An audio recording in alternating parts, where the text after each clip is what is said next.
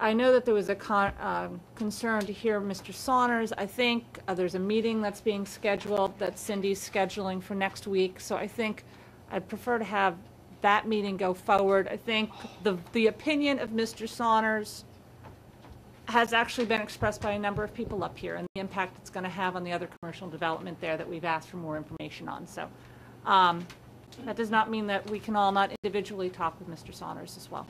But for the reasons of time and where this conversation has gone, I want to close this out and move on to the next item on our agenda. Okay. Well, since I asked him to, or made the offer for him to speak, I just want to say, I mean, he's been shut out of a process that he got brought in personally by you. I mean, he came to you when he started looking at the city.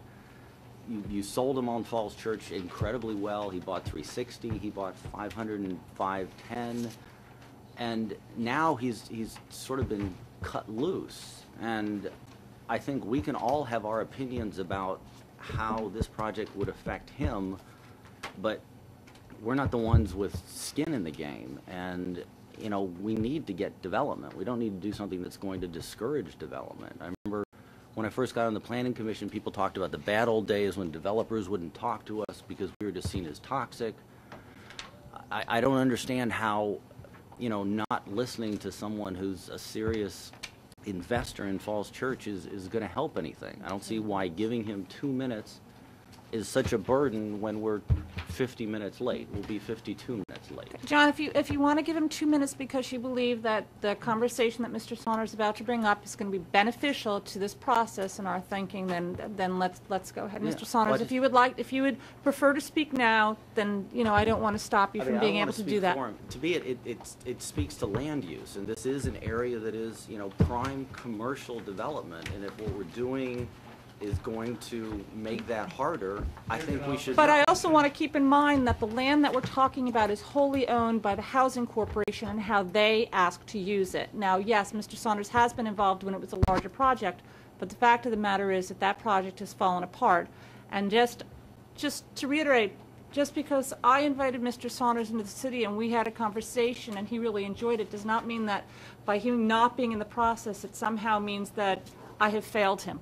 So that's kind of the impression that you gave to me. No, I just don't think we're treating him very well. Tom, if you would like to speak now, that would be fine with me. If you would prefer to wait till after a meeting that I know is being scheduled next week, then that's fine too. But you know, if you feel like what you're going to say is going to help us, then I welcome you to speak. Thank you.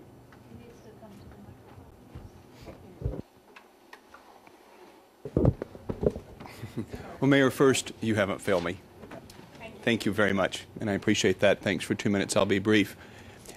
Anything on this particular site that does not include a comprehensive plan has, notwithstanding what the applicants have said, has major, very serious problems. The site was never designed to be set up for independent, and contrary to what the applicant has said, will absolutely preclude any future development of my site and will cost me a tremendous amount of money. There's specific issues and stuff. The representation about the easement is false, at least according to my legal counsel, and other things that are the nits and grits. But, you know, I don't want to be thrown under the bus here. When we're starting to talk about brick colors and, you know, the size of plants, it tells me that momentum is gathering on a project that is a nice building. But the question is, what's going to happen to the other two?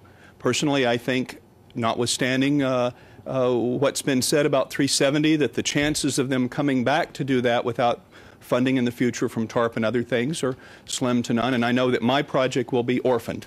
So we're going to be stuck with that without a comprehensive. And there are many other issues and concerns that are better addressed at other times. But I have, in fact, been shut out. The applicant has made no attempt to solve any of the easement issues, which I feel are very significant. And so now my front door, in essence, is going to face a 4-story brick wall, maybe with a few windows and a little plantings. My main entrance and driveway is going to be the back alley for this project where the loading dock is. It's a substandard, but, you know, let's just press on, throw Tom under the bus, and not worry about it in our drive, in our zeal, to do something that's a very good thing.